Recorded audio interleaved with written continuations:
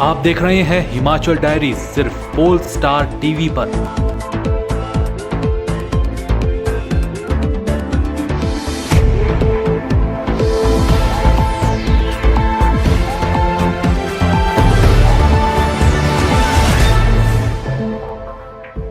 Himachal diaries के प्रायोजक हैं R K. Hospital Hamirpur, service with quality. नमस्कार, स्वागत है आपका हिमाचल डायरी में। मैं हूं आपके साथ मुकेश ठाकुर।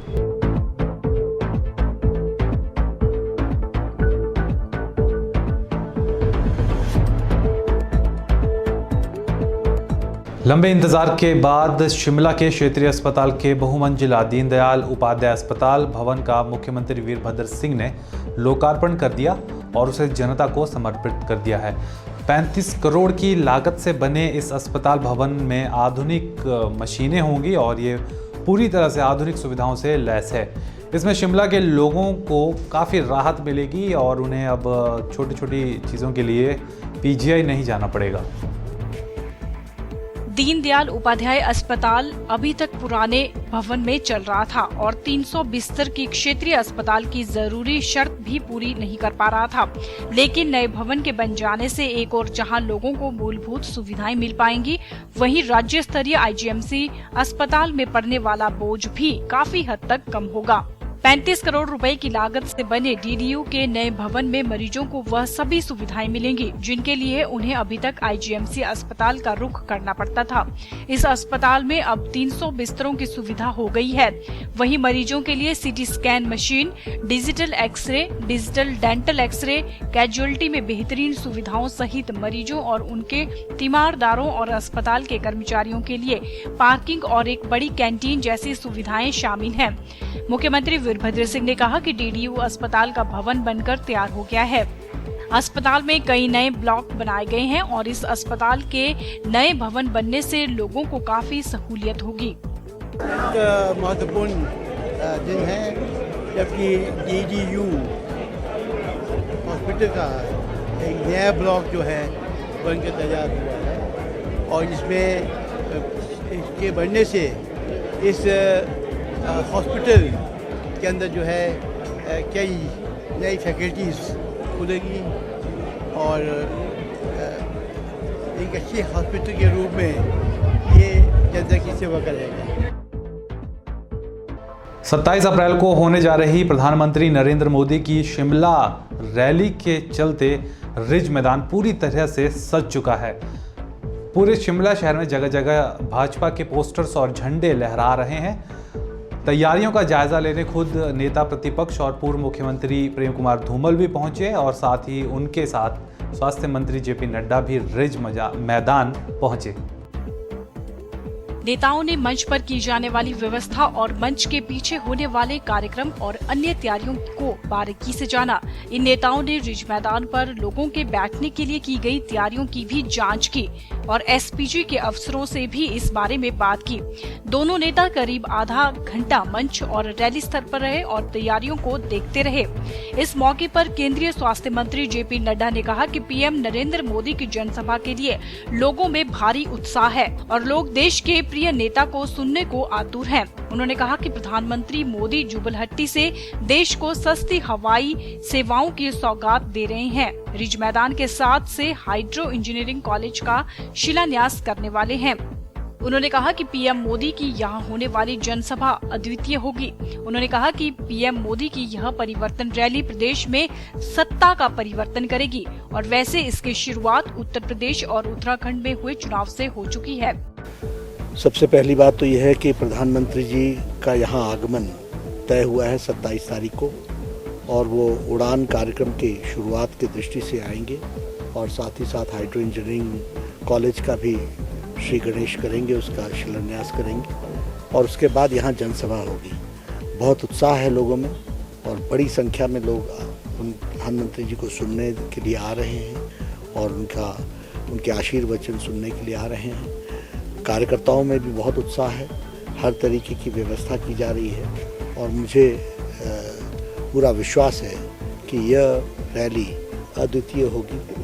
इसको ऐसा पहले कभी रैली नहीं हुई होगी, इस प्रकार की रैली होगी। कार्यकर्ता उत्साहित है, मैं फिर कहूँगा, और हम सब लोग तैयारियों में लगे। ऐसा है कि आगाज़ तो हो चुका है, बहुत से कार्यक्रम हुए हैं और आपको मालूम है कि उत्तर प्रदेश की और उत्तराखंड की हवा हिमाचल पहुंच चुकी है, लोगों ने मन बना लिया है। उस परिवर्तन रैली का हमारे सबसे वरिष्ठतम नेता, देश के प्रधानमंत्री, दुनिया में जिनका एक स्थान है, उनके हाथों होगा तो वह एक दिशा ज़रूर देगा और परिवर्तन की रैली की एक तरीके से शुरुआत होगी।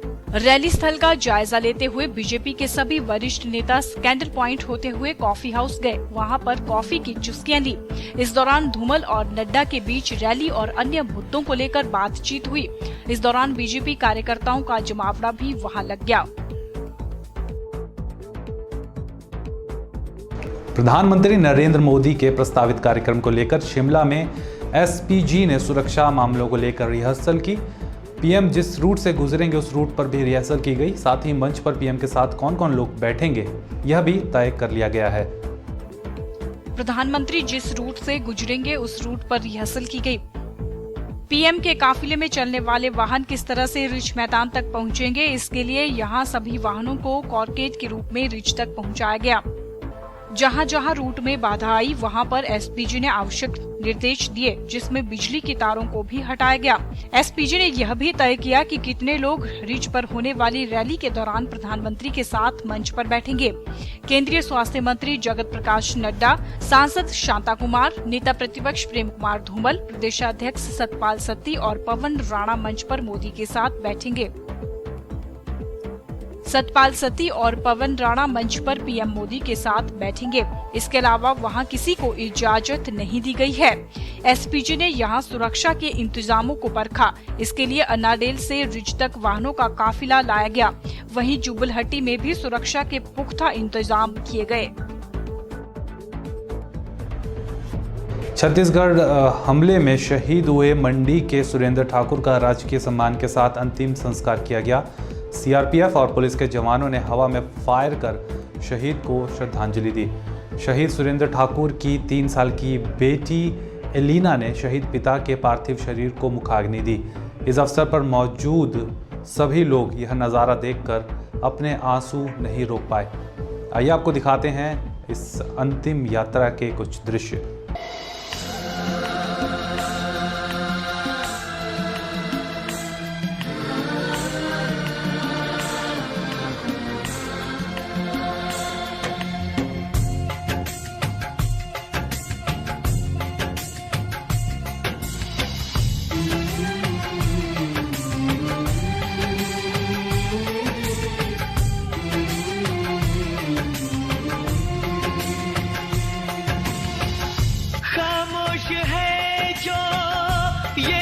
सदा है वो जो नहीं है वो कह रहा है।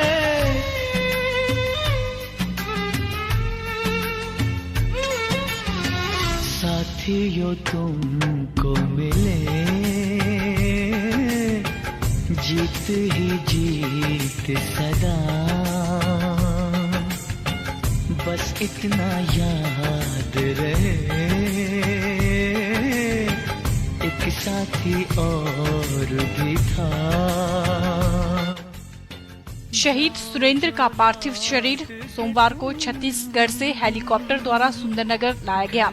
सुंदरनगर से उनके पार्थिव शरीर को गाड़ी से वाया रोड दोपहर बाद 5:30 बजे उनके पैतृक घर निरचौक लाया गया। अंतिम संस्कार में क्षेत्र के हजारों लोगों ने शामिल होकर प्रदेश के शहीद बेटे को अपनी नम आंखों से अंतिम विदाई दी। सुरेंद्र की शहादत से पूरा क्षेत्र गमगीन है। शहीद की 3 वर्षीय बेटी एलिना ने अपने शहीद पिता के पार्थिव शरीर को मुखाग्नि दी।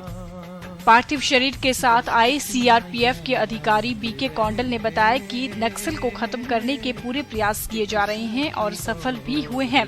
छत्तीसगढ़ के सुकमा में सीआरपीएफ की 74वीं बटालियन में तैनात निरचौक के सिपाही सुरेंद्र सिंह रविवार को नक्सली हमले में शहीद हो गए थे।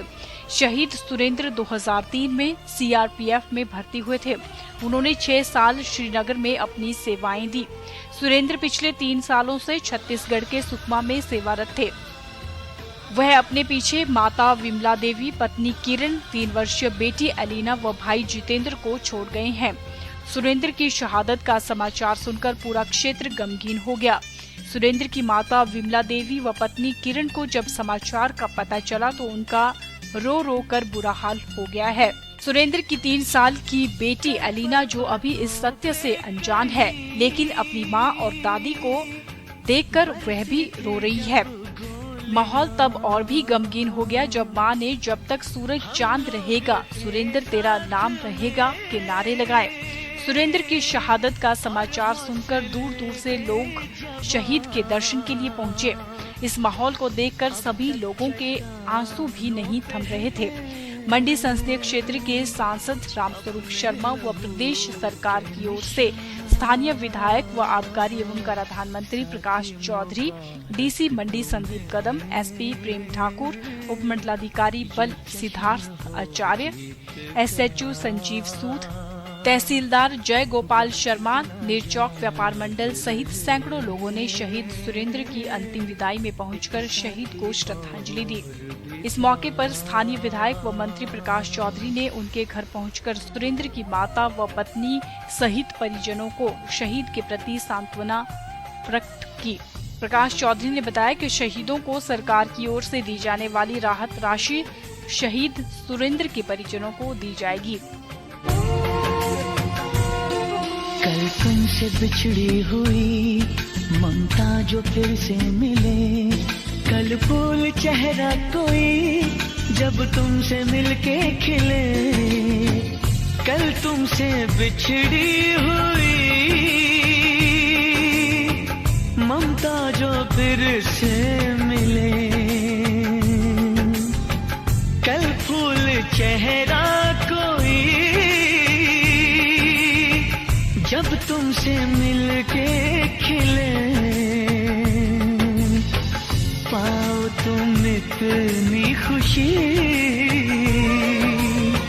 मिट जाए सारे गिले, है प्यार जिनसे तुम्हें साथ रहे वो सदा, बस इतना याद रहे एक साथी और भी था।